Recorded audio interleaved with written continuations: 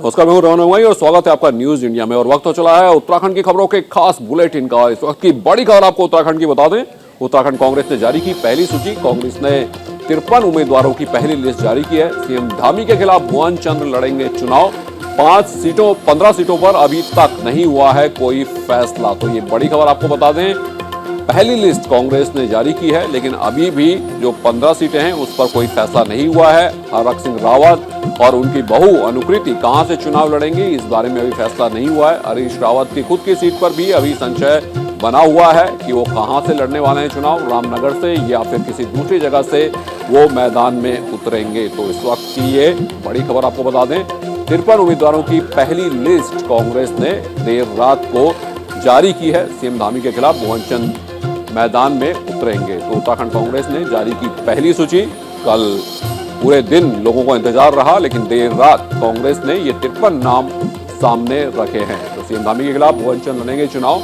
लेकिन जो सबसे बड़ा सस्पेंस था कि आखिर लंबी इंतजार करवाने के बाद हरक सिंह रावत को और उनकी बहू को कांग्रेस में शामिल तो करवा लिया गया, लेकिन उन्हें टिकट कहां से मिला है, इस बात पर अभी संशय बना हुआ है। हालांकि लैंसडाउन की जो सीट जिस पर उनकी नजर थी, वहां पर अभी किसी नाम की घोषणा नहीं की गई है। तो कांग्रेस ने 53 उम्मीदवारों की पहली लिस्ट जारी की है। तो अब देखना होगा कि क्या हरक सिंह रावत और उनकी बहू दोनों को टिकट मिलता है। हालांकि यशपाल आर्या और उनके बेटे संजीव आर्या को टिकट दिया गया है और दोनों को उनकी मनपसंद सीट दी गई है। यशपाल आर्या जो कि पिछले चुनाव में भारतीय जनता पार्टी छोड़कर कांग्रेस में शामिल हुए थे और इस बार फिर से कांग्रेस में शामिल हो गए।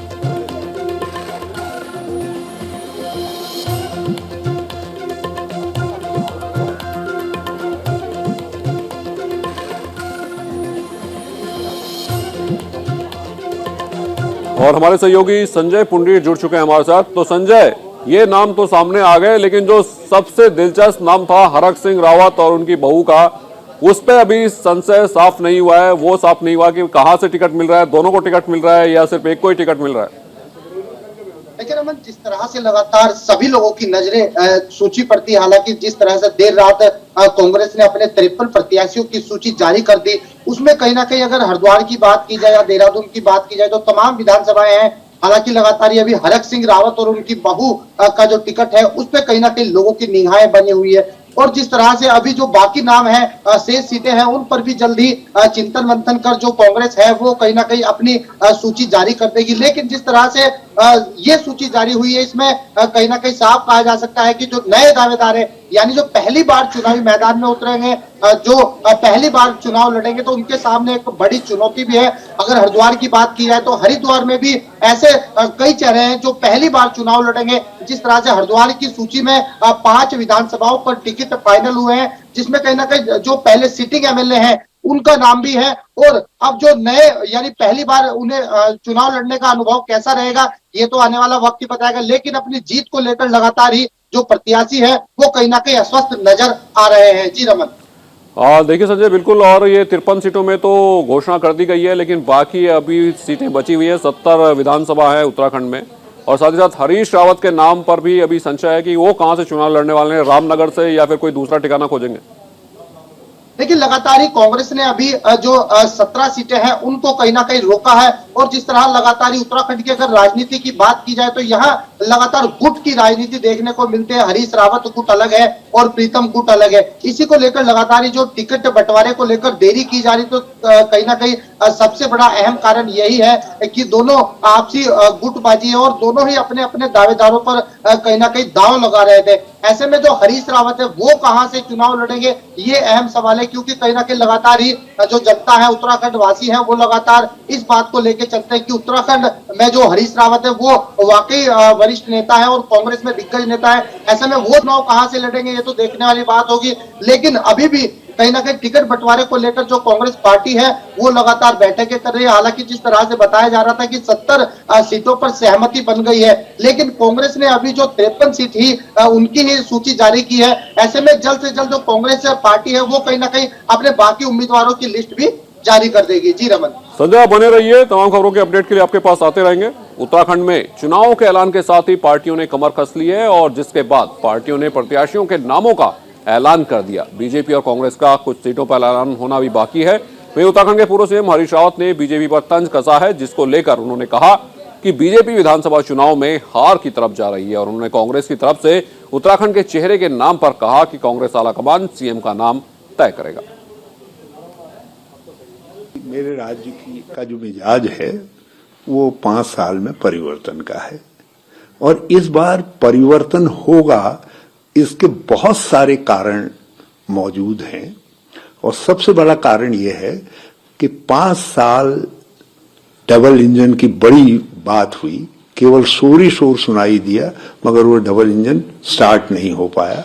आपने 5 साल में 3 मुख्यमंत्री दे दिए, कोई मुख्यमंत्री परफॉर्मेंस नहीं दिखा पाया, तो एक नॉन परफॉर्मिंग गवर्नमेंट चुनाव में जारी हो, उसको जनता ने दोहराया हो, इसका कोई उदाहरण नहीं है। तो भाजपा अपने नॉन परफॉर्मेंस के कारण हारेगी। तो कांग्रेस ने लिस्ट जारी की है और 53 सीटों पर उन्होंने जो है अपने जो उम्मीदवार है उनके नामों की घोषणा कर दी है और आप देख सकते हैं कि बहुत इंतजार रहा कल पूरे दिन कि किसको कहां से सीट मिलती है और ये लिस्ट इस वक्त आप देख रहे हैं जहां पर अलग अलग जगह पर 53 सीटों पर घोषणा की गई है। नानकमत्ता, गोपाल सिंह, केदारनाथ, मनोज रावत, तो ये तमाम नाम हैं जो कि 53 उम्मीदवार हैं, उनको टिकट मिला है। अगर दोनों पार्टियों की तुलना करें तो खटीमा से बीजेपी के उम्मीदवार मुख्यमंत्री पुष्कर सिंह धामी, तो कांग्रेस के उम्मीदवार भुवन चंद कापड़ी हैं। कांग्रेस की लिस्ट आ चुकी है 53 नामों की, 17 नामों का भी इंतजार है। भारतीय जनता पार्टी ने भी कुछ नाम रोके हैं, कई सीट ऐसी हैं जिस पर अभी भी पेंच फंसा हुआ है। और अगर बीजेपी के उम्मीदवार की बात करें खटीमा से पुष्कर सिंह धामी की, पिछली बार भी उनकी सीट रही है, वहां से जीतकर वो विधायक बने और एक बार फिर खटीमा से ही पुष्कर सिंह धामी चुनाव लड़ेंगे।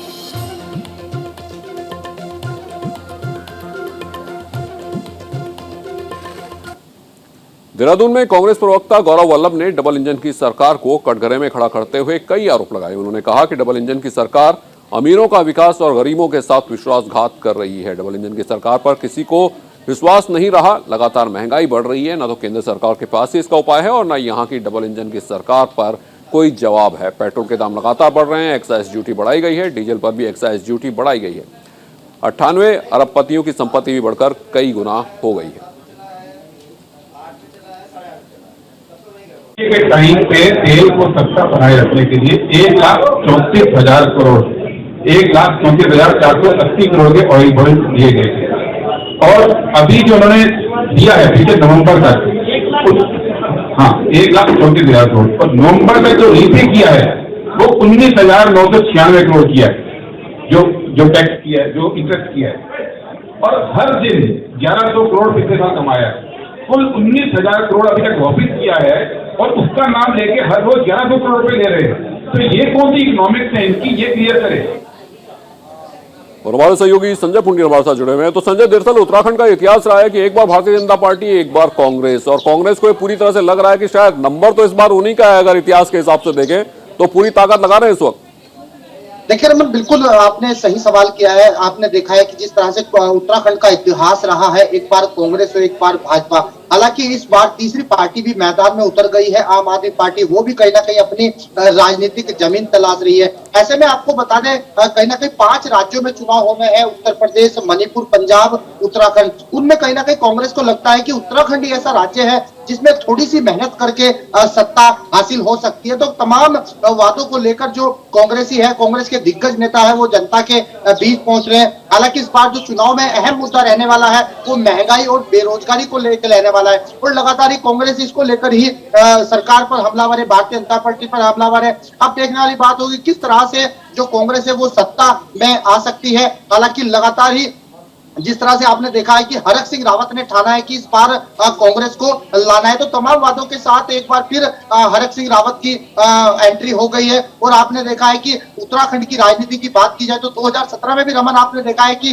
जो कांग्रेस को हारने का कारण था वो कहीं ना कहीं जो उनके बागी विधायक थे वो भाजपा में शामिल हो गए थे। लेकिन अब दोबारा से हरक सिंह रावत की एंट्री हो गई है, उनका हो गया है, तो साफ कहा जा सकता है। अब देखने वाली बात होगी क्या सत्ता हासिल कर पाएगी कांग्रेस, ये एक अपने आप में सवाल है और देखने वाली बात होगी जी। मेरे सहयोगी रोहित भी जुड़े हुए हैं देहरादून से हमारे साथ। रोहित, दरअसल इतने चुनाव हुए, लेकिन अगर बात करें 70 विधानसभाओं की, तो मतलब वही 150 चेहरे जो लगातार नजर आए इतने सालों में। बहुत ज्यादा बदलाव दोनों ही पार्टियों ने नहीं किया।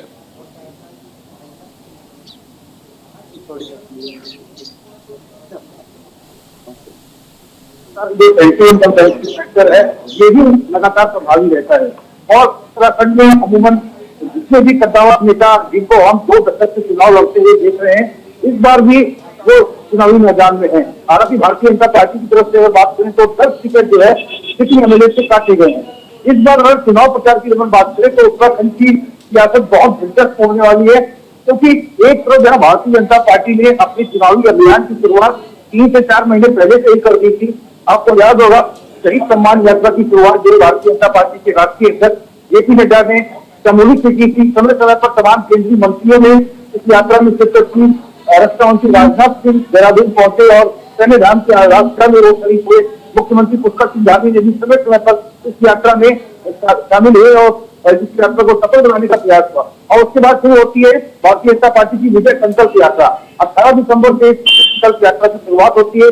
बीजेपी के राष्ट्रीय अध्यक्ष जेपी नड्डा एक बार फिर इस यात्रा की शुरुआत करते हैं गढ़वाल मंडल के लिए हरिद्वार से, और कुमाऊं मंडल के लिए 19 दिसंबर से शुरुआत केंद्रीय मंत्री ठाकुर के द्वारा कुमाऊं मंडल के लिए की जाती है।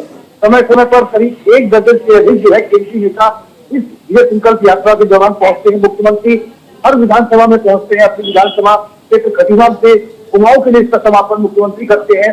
केंद्रीय मंत्री नितिन गडकरी भी इस अवसर पर मौजूद होते हैं। दोनों बड़े नेता जो है जनसभाओं को संबोधित करते हैं और उसके बाद उत्तरकाशी में गढ़वाल मंडल के लिए यात्रा का समापन होता है। केंद्रीय रक्षा मंत्री राजनाथ सिंह, मुख्यमंत्री पुष्कर सिंह धामी, तमाम बड़े नेता अपना संबोधन करते हैं। तो चुनावी कैंपेनिंग के लिहाज से भारतीय जनता पार्टी सभी दलों से बेहद आगे चल रही है। वर्चुअल माध्यम से भी भारतीय जनता पार्टी में पिछले 10 दिन से वो सक्रिय है। वर्चुअल स्टूडियो देहरादून में बनाया गया है, जिसमें प्रदेश की तमाम 70 विधानसभा सीटों के लिए भारतीय जनता पार्टी की जो तमाम दिग्गज नेता है वो प्रचार कर रहे हैं। आज पूर्व मुख्यमंत्री त्रिवेंद्र सिंह रावत की 3 वर्चुअल जनसभाएं हैं। हालांकि किन्हीं कारणों से इसको रद्द कर दिया गया। कल 3 जनसभाएं पूर्व सीएम त्रिवेंद्र सिंह रावत के द्वारा होगी। और कांग्रेस के परिप्रेक्ष्य में अगर बात करें तो कांग्रेस चुनावी कैंपेनिंग में बहुत पीछे है, क्योंकि मात्र एक राहुल गांधी की जनसभा बिल्कुल रोहित, लेकिन अगर बात करें तो कल पूरे दिन इंतजार के बाद देर रात कांग्रेस ने 53 नामों की अपनी घोषणा कर दी। लेकिन अगर आप लिस्ट को देखें तो लगता है कि हरीश रावत के जो समर्थक विधायक हैं उन्हें ठीक संख्या में टिकट मिले हैं। चाहे केदारनाथ से मनोज रावत की बात कर लें, रुद्रप्रयाग की बात करें, कर्णप्रयाग की बात करें, या फिर कुमाऊं में जाएं तो धामी की बात करें, तो अच्छे खासे समर्थकों को अपने या जो उनके समर्थक विधायक है उन्हें टिकट दिलवाने में कामयाब रहे हरीश रावत। कांग्रेस के भीतर भी एक 3 दिन से जो उठापटक चल रही थी, बैठकों का दौर जारी था। एक दिन पहले की अगर बात करें तो परसों देर रात 5 घंटे मैराथन बैठक कांग्रेस इलेक्शन कमेटी की होती है एआईसीसी में, और रात के 12:30 बजे ये बैठक खत्म होती है। 70 विधानसभा सीटों के प्रत्याशियों के चयन कर लिए गए हैं, ऐसा सूत्र हमें बता रहे हैं और सत्ता जानकारी है। लेकिन कांग्रेस की इसे रोज नजर इस बात पर थी कि भारतीय जनता पार्टी की जो 11 सीटें हैं, भारतीय जनता पार्टी उन पर किसके नामों का ऐलान करती है। लिहाजा कांग्रेस जो है वेट एंड वॉच की स्थिति में इस समय चल रही थी, और जब देर शाम तक भारतीय जनता पार्टी ने 11 प्रत्याशियों के नामों का ऐलान नहीं किया तो देर शाम को कांग्रेस ने 53 प्रत्याशियों के नामों का ऐलान कर दिया। और हमने अपने सूत्रों से ये पहले ही बता दिया था कि लगभग 55 नामों पर ऐलान फर्स्ट फेज में कांग्रेस कर सकती है। अब चूंकि कांग्रेस वेट कर रही है कि 11 प्रत्याशियों का नाम भारतीय जनता पार्टी करेगी, तो उसके बाद जो 17 बचे हुए प्रत्याशी हैं उनके नामों पर मुहर लगेगी। देखिए कांग्रेस की तरफ से जो प्रदेश अध्यक्ष हैं गणेश गोटियार, उनको श्रीनगर से टिकट मिलता है। अपनी परंपरागत सीट चक्राता से नेता प्रतिपक्ष प्रीतम सिंह को टिकट मिलता है। लेकिन हरीश रावत कहां से लड़ेंगे ये अभी तक स्पष्ट नहीं है। हरक सिंह रावत और उनकी बहू अनुकृति गोसाई जो कांग्रेस में शामिल हुई है वो कहां से लड़ेंगी ये अभी स्पष्ट नहीं है। तो वो दुनियाल जो कि बीजेपी सरकार में मंत्री रहे, नरेंद्र नगर से बीजेपी ने उनको टिकट दिया है। अब ओम गोपाल रावत जो नरेंद्र नगर से भारतीय जनता पार्टी के कद्दावर नेता है, वो बगावत के सोच उन्होंने बुलंद कर दिए हैं, वो कांग्रेस से शामिल होने की बात कर रहे हैं। तो नरेंद्र नगर से भी अभी कांग्रेस ने अपनी स्थिति को स्पष्ट नहीं किया है। और साफ तौर पर देखिए बहुत मजेदार बात है। देखिए रमन, हरक सिंह रावत जब कांग्रेस में एंट्री की बगावत होती है तो मनोज रावत जो केदारनाथ के विधायक है वो विरोध प्रदर्शन को उतर आते हैं। पूर्व विधानसभा अध्यक्ष गोविंद सिंह केजरीवाल विरोध प्रदर्शन करते हैं। मनोज राउत को कहीं ना कहीं डर लग रहा था कि हरक सिंह रावत बीजेपी में रहते हुए केदारनाथ सीट पर टिकट मांग रहे थे, कहीं ऐसा ना हो कि कांग्रेस में आने के बाद केदारनाथ सीट से उनको प्रत्याशी बना दिया जाए। तो लगातार मनोज रावत की हिसाब से एसपी की, लेकिन अब उनको राहत मिली है और 17 सीटों पर इंतजार जारी है। देखते हैं कांग्रेस बीजेपी की लिस्ट का इंतजार करती है या उससे पहले इन बचे हुए प्रत्याशी के नामों का ऐलान करती है। बिल्कुल। और रोहित, कई सीटें बेहद दिलचस्प हो गई हैं। अगर श्रीनगर की बात करें तो वहां बीजेपी के धन सिंह रावत जो कि मंत्री भी रहे, इसके अलावा गणेश गोदियाल जो कि प्रदेश अध्यक्ष हैं, वो भी बेहद दिलचस्प सीट हो जाएगी। इसके अलावा चक्राता की बात करें तो प्रीतम सिंह है, उनके सामने नौटियाल है। तो कई सीटों पर चुनाव बेहद दिलचस्प होने वाला है उत्तराखंड में। बिल्कुल रमन, इस बार जो चुनावी मुकाबला है बेहद दिलचस्प होगा, क्योंकि सभी राजनीतिक दल जो है वेट एंड वॉच की स्थिति में रहे। भाजपा इधर इंतजार करती है कि कांग्रेस अपनी लिस्ट जारी करे। कांग्रेस ने पिछले 10 दिन पहले ही कह दिया था कि 145 सीटों पर नाम फाइनल कर दिए हैं। चीनी कमेटी की बैठक में नाम फाइनल हो गए। लेकिन आप सोचिए कि इस बार जो है कांग्रेस उप प्रतिगमन के लिए 10 दिन के लंबे इंतजार के बाद परसों जाकर सीसी की बैठक होती है, उसको भी नामों का ऐलान नहीं होता। कल दिन भर नाम का ऐलान नहीं होता, तो देर रात में 53 सीटों पर नाम का ऐलान होता है। तो इस बार मुकाबला दिलचस्प होने वाला है, क्योंकि बहुत सारे ऐसे कुछ एमएलए हैं जिनको भारतीय जनता पार्टी ने टिकट नहीं दिया है। जोरहाट से महेश नेगी को इस बार टिकट नहीं मिला है, क्योंकि उनके ऊपर नॉन शोषण के आरोप लगे थे। और उसके साथ ही कराली से मुनी देवी शाह को टिकट नहीं मिला। पूर्व सीएम जीसी खंडूरी की जो पुत्री है रितु खंडूरी, जो कि महिला मोर्चा की प्रदेश अध्यक्ष की भारतीय जनता पार्टी की, उनको भी टिकट, उनका भी टिकट बीजेपी ने काट दिया है। और उत्तराखंड कांग्रेस से जो महिला कांग्रेस की जो अध्यक्ष सरिता आर्य, उनको बीजेपी में शामिल करके उनको नैनीताल से प्रत्याशी बनाया गया। तो आप समझ सकते हैं कि कितना एक्सरसाइज भारतीय जनता पार्टी ने किया है।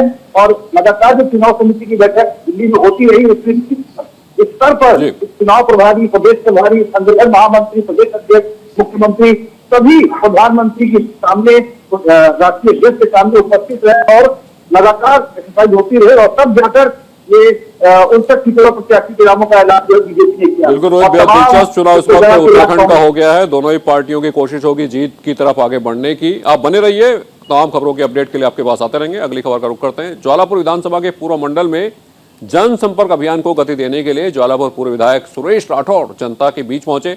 उन्होंने जानकारी देते हुए बताया कि उत्तराखंड के मुख्यमंत्री पुष्कर सिंह धामी जनता के सेवक हैं, ठीक उसी प्रकार हम भी जनता के सेवक बनकर काम करते हैं। इसके साथ ही उन्होंने कहा कि बीजेपी का हर कार्यकर्ता लगातार बूथ स्तर पर लगन और मेहनत से कार्य कर रहा है, जिसके चलते जनता का समर्थन भाजपा को मिल रहा है।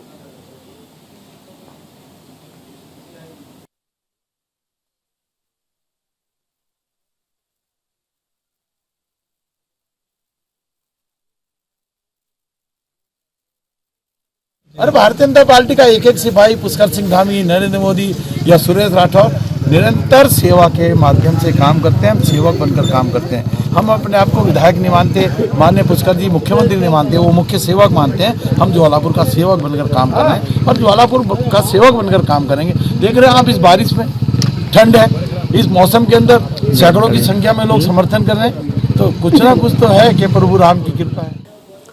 और हमारे सहयोगी संजय पुंडीर हमारे साथ जुड़े हुए हैं। तो संजय, इस बार का प्रचार थोड़ा अलग है, नेताओं को भी खुद को ढालने में थोड़ी परेशानी हो रही होगी। कहाँ रैली, कहाँ रोड शो, और इस वक्त 5 लोगों के साथ डोर टू डोर।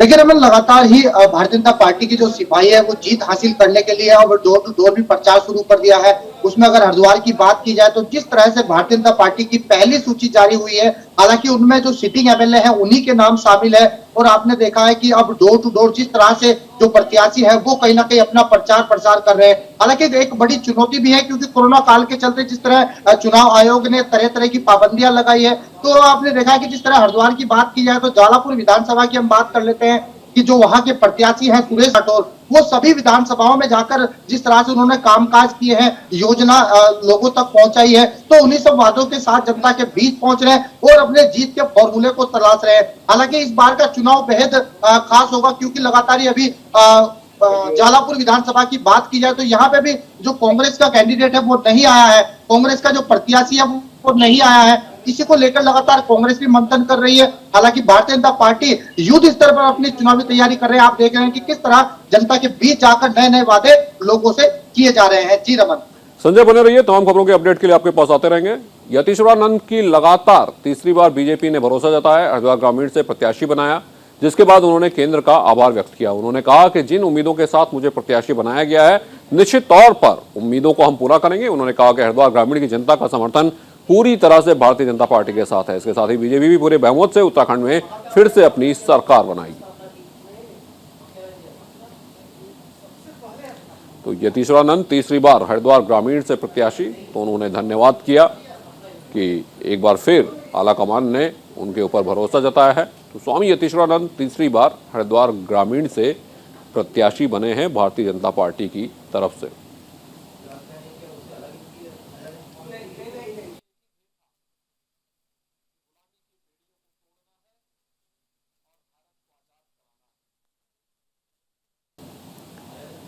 बीजेपी ने हरिद्वार में 20 साल बाद 2 गुर्जर चेहरे को मैदान में उतारा है और जीत का पूरा भरोसा जताया है। बता दें कि 2002 में हुए पहले विधानसभा में ही बीजेपी ने लक्सर सीट पर तत्कालीन जिला सहकारी बैंक अध्यक्ष विजेंद्र सिंह और इकबालपुर सीट पर डॉक्टर रामपाल सिंह को प्रत्याशी बनाया था, जिसके बाद अब खानपुर में रानी देवयानी और मंगलौर में दिनेश पवार को अपना प्रत्याशी बनाया है। जिसके बाद अब देखना होगा कि बीजेपी के लिए क्या ये गुर्जर चेहरे सीट झोली में डाल पाएंगे।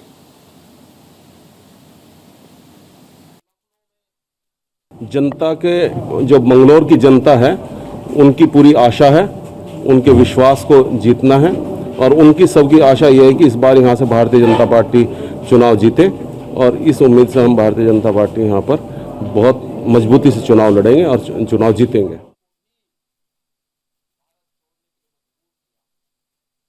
चुके हैं तो संजय, इस बार कुंवर प्रणव सिंह चैंपियन को टिकट नहीं मिली तो उनकी पत्नी को ही टिकट मिल गई है और दूसरा जो टिकट है वो भी गुर्जर को मिला है। कितनी जीत की उम्मीद है भारतीय जनता पार्टी को इन दोनों सीट पे?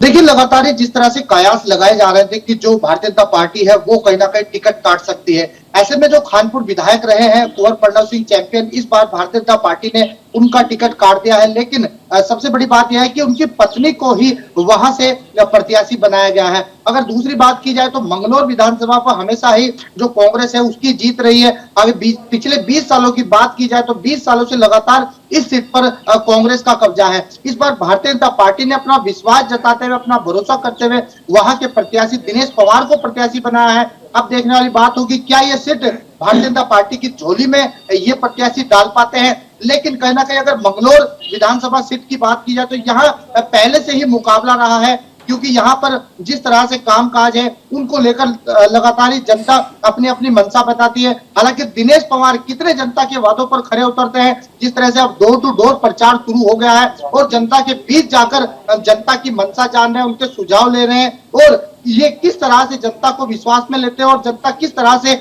इन्हें यहाँ से विजय बनाकर भेजती है, जी आने वाला वक्त बताएगा। जी रमन। बिल्कुल संजय, बने रहिए, आपके पास वापस लौटेंगे। देहरादून में बीजेपी ऑफिस में बाउंसर तैनात कर दिए गए। टिकट कटने से नाराज कार्यकर्ता विरोध कर रहे हैं और नाराज कार्यकर्ता लगातार ऑफिस में पहुंच रहे हैं। सुरक्षा के लिहाज से बीजेपी ऑफिस में बाउंसर तैनात किए गए। तो टिकट कटने से नाराज कार्यकर्ता विरोध प्रदर्शन कर रहे हैं और ये तस्वीरें आप बीजेपी ऑफिस की देख रहे हैं, जहां पर बाउंसर तैनात अब कर दिए गए हैं। और हमारे सहयोगी रोहित जुड़ चुके हैं। रोहित, इतनी नाराजगी कि बाउंसर लगाने पड़े ऑफिस में भारतीय जनता पार्टी को। बिल्कुल रमन, ये शायद ये उत्तराखंड की राजनीति से पहले किसी ने ये तस्वीर देखी होगी कि भारतीय जनता पार्टी के प्रदेश मुख्यालय में हरियाणा से 3 भारी भरकम बाउंसर लाए गए। ठेके बाउंसर है और लगातार ये पार्टी कार्यालय में हर कमरे में जाकर पूरे दिन और रात भर ये निगरानी करते हैं। 2-2 से 3 जो बाउंसर्स हैं ये लगातार जो है मॉनिटरिंग करते हैं। भारतीय जनता पार्टी ने इस बार 10 सिटिंग एमएलए के टिकट काटे हैं विजय रमन, और ये तमाम जो 10 कैंडिडेट हैं ये सत्तावर नेता है, जिसमें तपकोट से बलवंत सिंह भौरियाल जो कि पूर्व में मंत्री रह चुके हैं उनका टिकट काटा है। जवाहर से महेश सिंह का टिकट कटा है। सीएम खंजूरी की पुत्री ऋतु खंजूरी का टिकट कट गया है। मुन्नी देवी शाह का थराली से टिकट कटा हुआ है और कर्णप्रयाग से सुरेंद्र सिंह नेगी का टिकट कटा है और डिप्टी स्पीकर विधानसभा से रघुराज सिंह चौहान अल्मोड़ा से उनका भी टिकट कट गया। तो कुल 10 लोगों के टिकट कटे हैं। असल में रमन, महत्वपूर्ण ये है कि यहाँ पर प्रत्याशियों के साथ साथ जो उनके कार्यकर्ता होते हैं उनकी भी राजनीतिक महत्वाकांक्षाएं बहुत ज्यादा होती है। तो कई बार तो प्रत्याशी मान जाते हैं, लेकिन कार्यकर्ता इतने चंचल होते हैं कि टिकट कटने से, उनके नेता के टिकट कटने के बाद वो उपद्रव की स्थिति में आ जाते हैं। और इससे पहले भी उत्तराखंड में हमने देखा है, चाहे वो बीजेपी के मुख्यालय की बात हो या फिर कांग्रेस के मुख्यालय की बात हो, जब टिकट कटे हैं तो भारी उपद्रव हुआ है। तो इस बार भारतीय जनता पार्टी ने इस डैमेज को कंट्रोल करने के लिए अंदर खाने जो है बाउंसर्स की नियुक्ति की है और ये बाउंसर्स लगातार मॉनिटरिंग कर रहे हैं कि कोई भी उपद्रवी जो तत्व है वो पार्टी मुख्यालय में प्रवेश ना कर पाए। जी बिल्कुल रोहित और संजय, आप दोनों का बहुत बहुत धन्यवाद इस तमाम जानकारियों के लिए। और पहाड़ों की रानी मसूरी में भारी बर्फबारी, लाल टिब्बा गन हिल में भारी बर्फबारी से व्यापारियों के चेहरे खिले, लाखों की संख्या में सैलानी पहुंच रहे हैं मसूरी। तो ये पहाड़ों की रानी मसूरी की तस्वीर है, बर्फबारी हो रही है और आप देख सकते हैं बेहद खूबसूरत ये तस्वीरें इस वक्त मसूरी की हैं, जहां बर्फबारी हो रही है और ऐसे में जो सैलानी वहां पहुंचे हैं उनके चेहरे पर खुशी नजर आ रही है।